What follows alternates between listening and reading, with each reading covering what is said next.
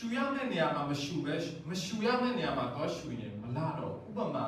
ဟာလဲနော်ဒီနေရာမှာဆိုလို့ရှိရင်ဟိုငါဝိညာဉ်ကဲ့သိရှာချီဝမ်းဘယ်မြချီ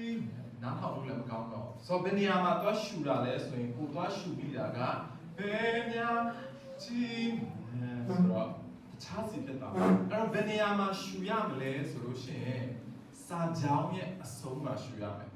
နော်စာကြောင်းနားလေကိုလည်းလို့တယ်စာကြောင်းရဲ့အဆုံးမှာဆိုဥပမာဒီမှာဆိုရင်ဟိုငါဝိညာဉ်ကဲ့တင်ဟိုငါဝိညာဉ်ကဲ့တင်ရှာချီမွမ်းလိုက်စမ်းပါနော်အဲ့တော့ပြောတဲ့အခါမှာဒါကတကြောင်းဖြစ်တယ်โอเคနော်ဆိုတော့ဒီနေရာမှာရှူလို့ရ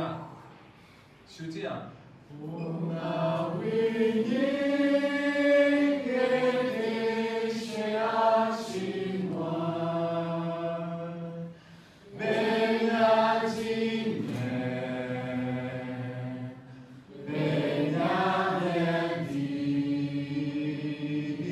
ဟိုငါဝိညာဉ်ကဲ့တင်ရှာချီမွမ်းဘယ်ညာကြုံချီ